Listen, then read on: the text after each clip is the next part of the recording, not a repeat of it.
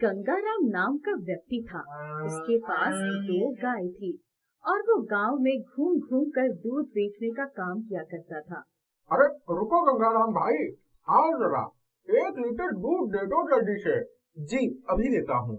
गंगाराम उस आदमी को दूध दे देता है। आपका दूध तो एकदम स्वादिष्ट और बिना मिलावट का होता है। वहीं देख लीजिए, संजीव को दूध कम और पानी ज्यादा बेचता है। क्या सच में? ना बाबा ना, मैं तो कभी ऐसा ना करूं। इतना कहकर गंगाराम वहाँ से चला जाता है। थोड़ा आगे जाने पर उसे याद आता है कि आज घर पर लकड़ी नहीं है।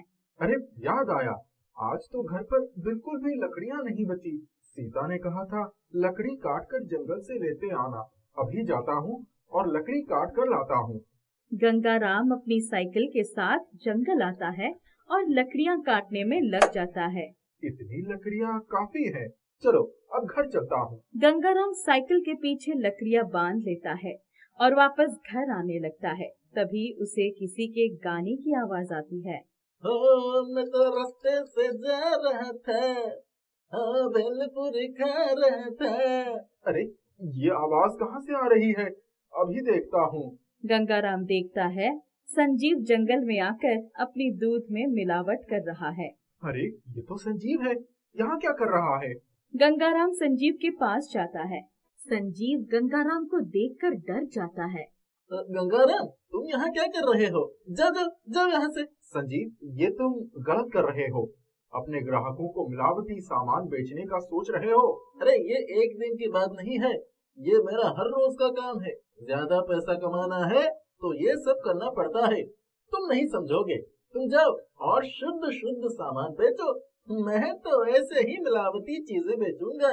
गंगाराम चुपचाप वहाँ से चला जाता है। गंगाराम के दिमाग में संजीव की बातें ही घूम रही थी। अगले दिन गंगाराम गाय से दूध निकालने आता है, मगर आज गंगाराम की गायों ने आम दिनों से कम दूध दिया था। अरे आज तो दूध कम हो गया, अब क्या करूं? ग्राहक तो बहुत ज्यादा आते हैं। कम दूध होने की वजह से मुझे बहुत नुकसान हो जाएगा। इतना कहकर वो कुछ तरकीब सोचने लगता है। तभी उसे संजीव की बातें याद आती है।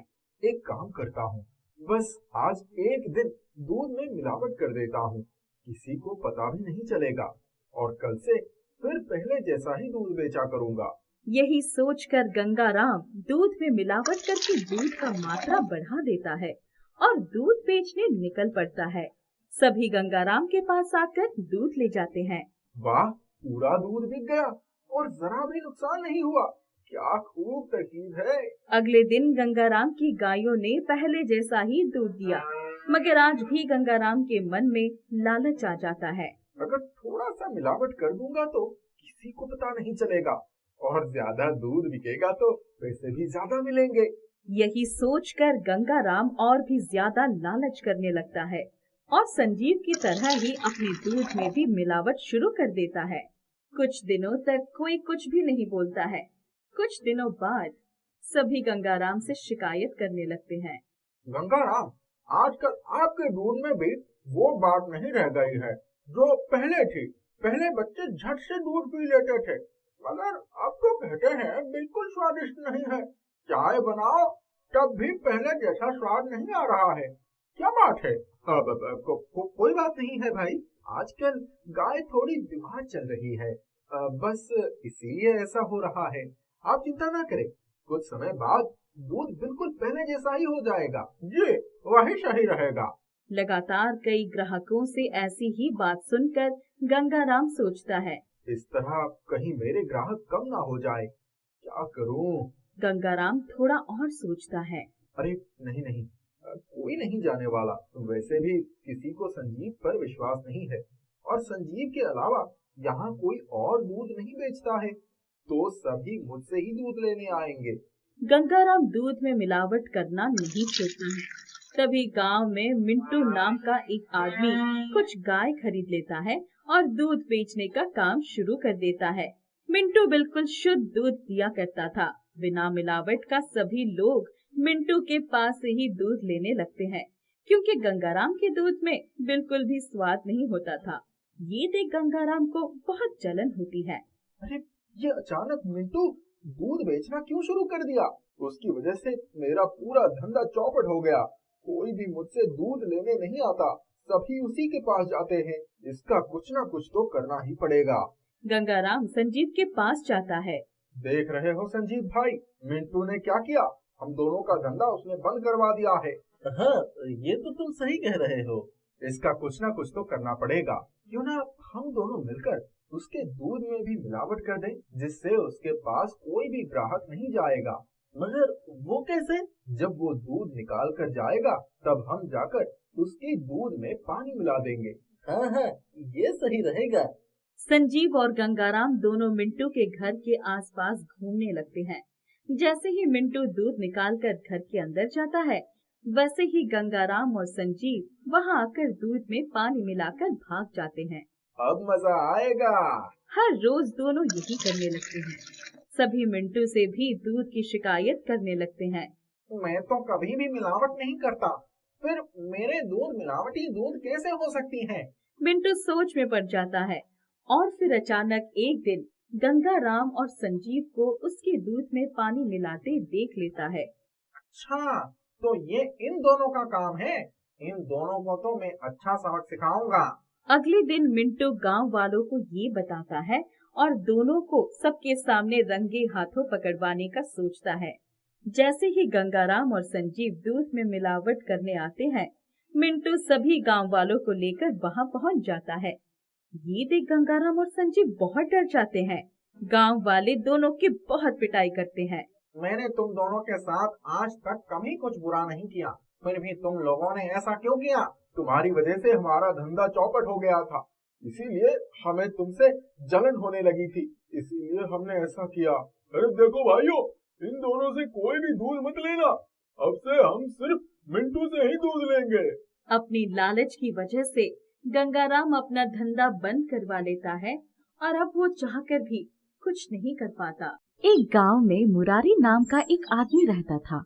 मुरारी के पास एक अस्तबल था। उस अस्तबल में बहुत खूबसूरत घोड़े थे। मुरारी अपने घोड़ों को बहुत प्यार करता था और उनका बहुत अच्छे से ख्याल रखता था। जल्दी जल्दी इन्हें चारा दे देता हूँ, बेचारे भूखे होंगे। मुरारी उन्हें चारा खिलाकर गांव में घूमने निकल जाता है। राशन खत्म हो गया था, इसलिए वो राशन लेने एक दुकान के पास आता है।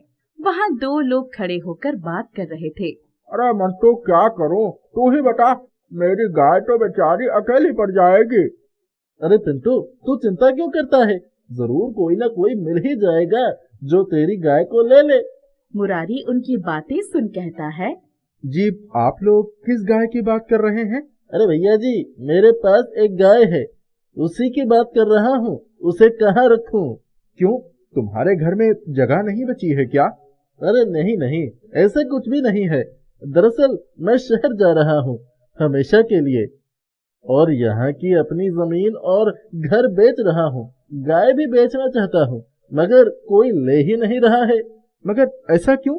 गांव में तो बहुत लोगों को गाय की जरूरत होती है, जरूर कोई ना कोई तुम्हारी गाय भी खरीद लेगा।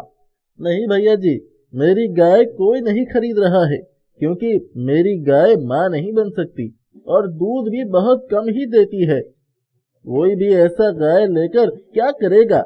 वो तो पिताजी ने उसे पाला था, इसीलिए मैंने भी इतने दिन से उसे पाल रहा हूँ, मगर अब उसका कोई काम नहीं है। ये सुन मुरारी को बहुत दुख पहुंचता है। वो सोचता है, अरे इसमें उस बेचारी गाय का क्या गलती है? कोई उसे नहीं लेना चाह रहा है तो? यही सोचकर वो पिंटू से कहता है, क्या मैं एक बार तुम्हारी गाय को देख सकता हूँ? हाँ हाँ जरूर, अभी ही चलिए। मुरारी पिंटू के साथ उसकी गाय देखने चला जाता है। मुरारी को देखते ही वो गाय मुरारी की ओर आने लगती है और आवाजें निकालने लगती है। ये तू क्या कर रही है? चल हट, मुझसे दूर होकर खड़ी हो। अरे नहीं नहीं, इसे डांटो मत, कोई बात नहीं। मुरारी को वो गाय बहुत पसंद आ जाती है, इसलिए वो उस गाय को लेने का मन बना लेता है। भाई, मुझे ये गाय तो बहुत पसंद आई, बता कितने में देगा? वाह, क्या सच में आप इसे लेना चाह रहे हैं? हाँ बिल्कुल। अरे ज्यादा नहीं, कोई इसे लेना भी नहीं चाह रहा है और आप इसे लेना चाह रहे हैं, चिंता मत कीजिए, मैं आपसे इसके ज्यादा पैसे नहीं लूंगा। मुरारी और पिंटू आपस में बात कर लेते हैं और पैसे की लेन देन होने के बाद मुरारी उस गाय को अपने साथ लेकर अपने घर आ जाता है। तू तो बहुत ही प्यारी है, मैं आज से तुझे प्यारी ही बुलाऊंगा। बोल, तुझे पसंद आया ना तेरा नाम? गाय जोर जोर से आवाज निकालने लगती है और मुरारी को प्यार करने लगती है। काश तू मुझे पहले मिलती। मुरारी अपने घोड़ों का ख्याल भी अच्छे से रखता था और अपनी गाय का भी। धीरे धीरे मुरारी को प्यारी से बहुत लगाव हो जाता है। प्यारी, जब से तू मेरी जिंदगी में आई है, खुशियां ही खुशियां हैं। तू मुझे छोड़कर कभी मत जाना। जितने लोग मुरारी से मिलने आते सभी मुरारी का मजाक उड़ाकर चले जाते थे। इसी तरह एक दिन मुरारी का दोस्त चंद्रकांत मुरारी के घर आता है।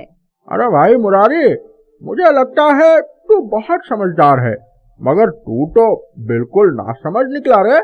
मतलब तू कहना क्या चाहता है? मैं नहीं समझा। अरे पागल, तू ऐसी गाय क्यों अपने साथ रखे हुए है जो दूध तक अच्छे से नहीं देती है और ये माँ भी नहीं बन सकती? फिर इसे रखकर क्या करेगा? तेरा कितना समय इसके पीछे चला जाता है। उतने समय में तो तू बहुत काम कर सकता है। ये सुन मुरारी बहुत गुस्सा हो जाता है। चंद्रकांत, मैं तुझे अपना दोस्त समझता था। मुझे लगता था भले ही पूरा गांव मेरे खिलाफ हो, तू हमेशा मेरा साथ देगा, मगर आज तूने भी ऐसी बात कर दी। तुझे दिखता नहीं मैं प्यारी से कितना प्यार करता हूँ? और प्यारी की ओर देख, वो मुझे कितना प्यार करती है। मैं उसे कभी भी नहीं छोड़ सकता। माना कि वो माँ नहीं बन सकती, माना कि वो दूध नहीं दे सकती, इसका मतलब मैं उसे अकेला छोड़ दूं? अरे अच्छा भाई, ठीक है ठीक है, तुझे जो भी करना है कर, मैं जा रहा हूँ। सोचा दोस्त होने के नाते समझा देता हूँ, मगर तुझे तो कुछ समझना ही नहीं है भाई। इतना कहकर चंद्रकांत वहाँ से चला जाता है और मुरारी प्यारी को गले से लगाकर रोने लगता है। कोई भी तुझे समझ नहीं रहा है, मगर तू चिंता मत कर, मैं तुझे बहुत अच्छे से समझता हूँ और कभी तुझे खुद से अलग नहीं करूँगा। गांव में एक तांत्रिक आता है और सभी के घरों में घूम घूम कर उन्हें आगे भविष्य के बारे में बताता है। मुरारी के घर के पास आकर कहता है, आओ बच्चे, बाहर आओ, पूछो क्या पूछना है। मुरारी को इन सब चीजों पर विश्वास नहीं था, इसलिए वो तांत्रिक को वापस चले जाने को कहता है। ये बच्चे, तू किससे बात कर रहा है, तुझे पता है? जी, मैं सब समझ रहा हूँ, मगर मुझे माफ कीजिए, मैं इन सब चीजों पर विश्वास नहीं करता हूँ। ये सुन तांत्रिक बहुत ज्यादा ही गुस्सा हो जाता है। इसको तो सबक सिखाना पड़ेगा। तांत्रिक देखता है कि मुरारी गाय की अच्छे से देखभाल कर रहा है और उससे बात भी कर रहा है। अभी सबक सिखाता हूँ इसे। ये सोचकर तांत्रिक जोर जोर से चिल्लाने लगता है। ये गाय इस गांव के लिए अभिशाप है। सुनो सुनो सुनो गांव वालों, अगर ये गाय इस गांव में रही तो किसी का भला नहीं हो पाएगा, सभी को बहुत नुकसान होने वाला है। ये सुन गांव वाले बहुत डर जाते हैं और मुरारी से कहते हैं गाय को गांव से बाहर कहीं दूर छोड़ाने के लिए। नहीं नहीं, मैं अपनी प्यारी को कहीं नहीं जाने दूंगा। इसके यहाँ रहने से किसी का कुछ बुरा नहीं हो सकता। ये तांत्रिक झूठ बोल रहा है। गांव वाले मुरारी की बात नहीं सुनते और गाय को गांव से बाहर छोड़कर आने की जिद करने लगते हैं। नहीं, मैं अपनी प्यारी को कहीं भी अकेला नहीं छोड़ सकता। इसी वजह से मैं खुद ही अपनी प्यारी और अपने घोड़े को लेकर ये गांव छोड़कर कहीं दूर चला जाऊंगा।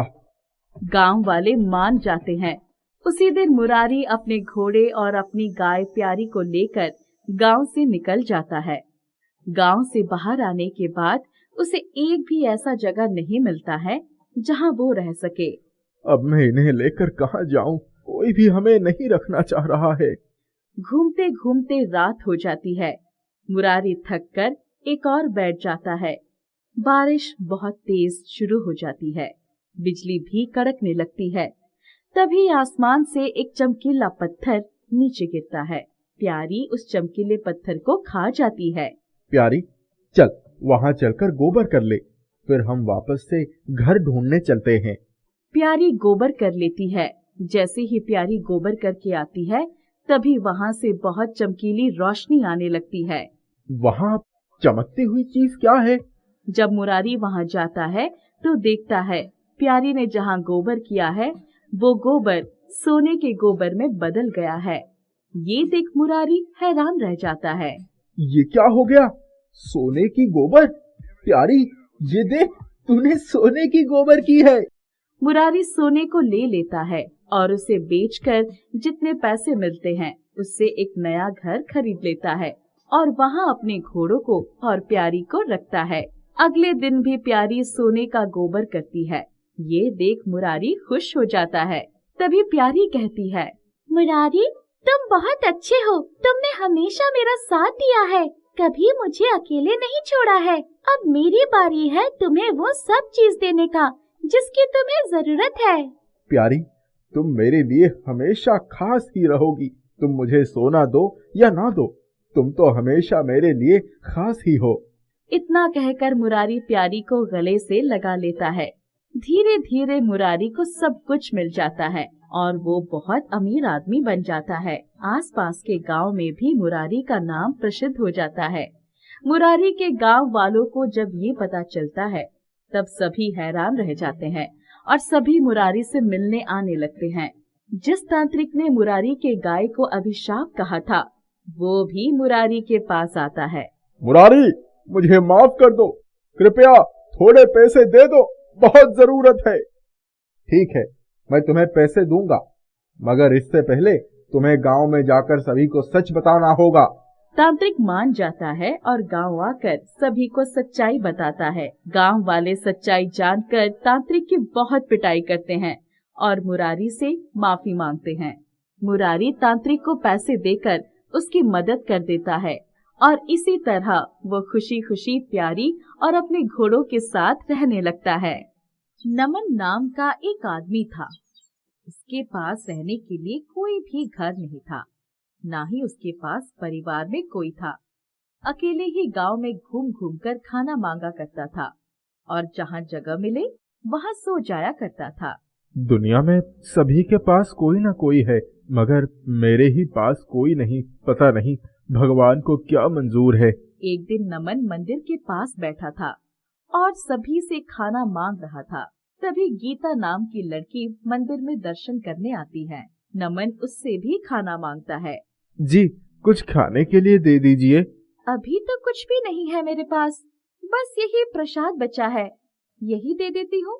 गीता नमन को प्रसाद दे देती है और उसे पूछती है, आप कहाँ रहते हैं और आपके परिवार वाले कहाँ हैं? जी, मेरे पास कोई नहीं है, मैं अकेला ही रहता हूँ। मुझे बहुत दुख हुआ ये सुनकर। मेरा घर यही पास में ही है। कल मेरा जन्मदिन है, क्या आप मेरे घर आएंगे? हाँ हाँ, जरूर। अगर खाना मिलने वाला है तो मैं जरूर आऊंगा। क्यों नहीं, खाना जरूर मिलेगा, आप आ जाइएगा। नमन अगले दिन फटे पुराने कपड़े पहनकर गीता के घर आता है। गीता का घर बहुत ही आलीशान दिख रहा था। नमन डरता डरता गीता के घर के अंदर जाता है। सभी उसको बाहर ही रोकने लगते हैं। गीता उसे देख लेती है। अरे, इसे आने दो अंदर, मैं इसे जानती हूँ। नमन अंदर आता है। मैंने तो कभी ऐसा कुछ भी नहीं देखा है। कितना खूबसूरत है ये सब। बताओ, तुम क्या खाओगे? यहाँ बहुत कुछ खाने के लिए है। आओ, मैं तुम्हें लेकर चलती हूँ। गीता के पिता गीता को नमन के साथ देख लेते हैं। अब ये गीता किस गरीब भिखारी को उठा कर ले आई है, अभी पूछता हूँ। गीता के पिता गीता के पास आते हैं। अरे गीता, ये कौन है? अब तू किसे लेकर आ गई है मेरे घर में? पिताजी, इसका नाम नमन है, मैंने इसे खाने पर बुलाया है। तुम्हें कितनी बार समझा चुका हूँ, किसी को भी घर पर लेकर मत आया करो। देखो तो जरा इसे। अरे पिताजी, ये अच्छा है, माना कि थोड़ा गरीब है तो क्या हो गया? अभी के अभी इसे यहाँ से जाने के लिए कह दो।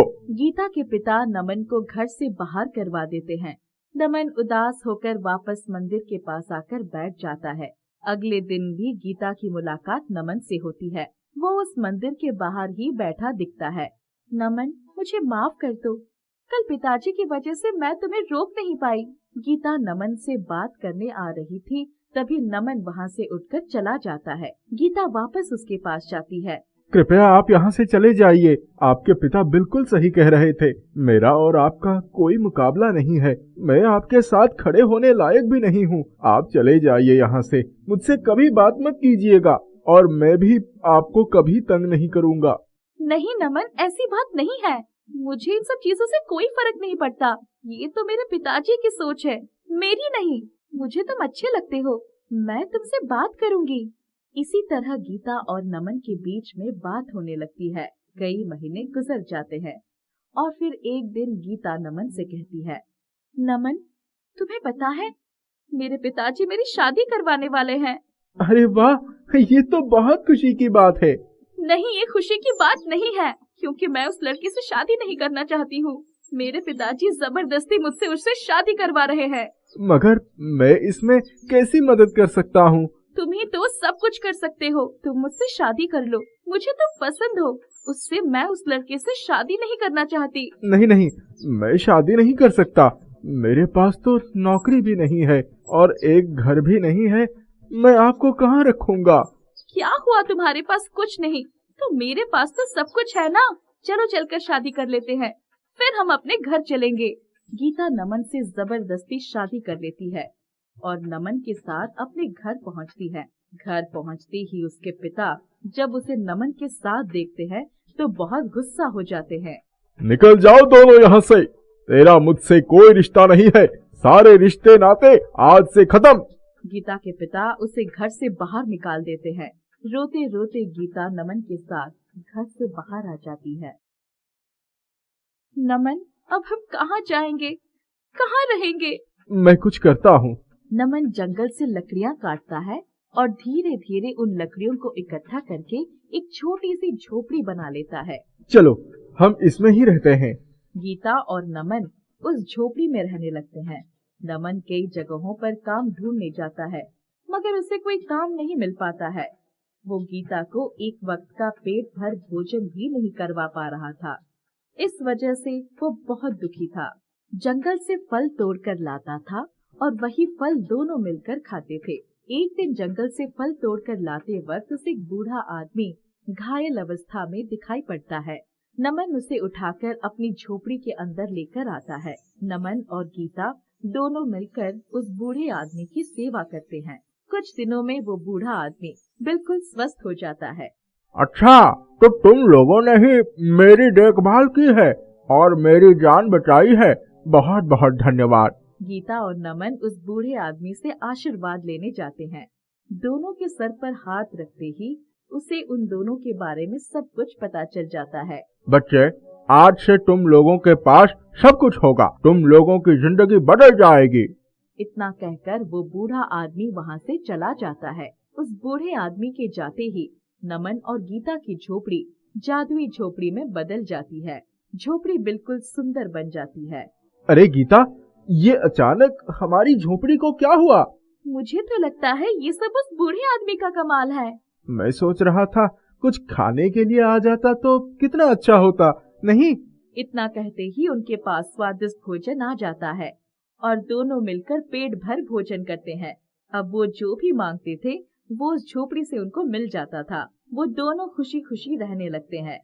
तभी एक दिन गीता को पता चलता है कि उसके पिताजी की तबीयत बहुत खराब हो गई है। ये सुनकर गीता दौड़ती हुई पिताजी के पास जाती है तो उसे पता चलता है कि कोई भी दवा उन पर काम नहीं कर रही है। गीता जादुई झोपड़ी में जाती है और कहती है, मेरे पिताजी ठीक हो जाए, ऐसी दवा मिल जाए। इतना कहते ही एक दवा आ जाती है। गीता उस दवा को लेकर पिताजी के पास जाती है और वह दवा पिताजी को पिला देती है। दवा पीते ही उसके पिता बिल्कुल स्वस्थ हो जाते हैं और उठकर उसे गले लगा लेते हैं। इसके बाद उसके पिता नमन और गीता को माफ कर देते हैं और स्वीकार कर लेते हैं। फिर सभी खुशी खुशी रहने लगते हैं।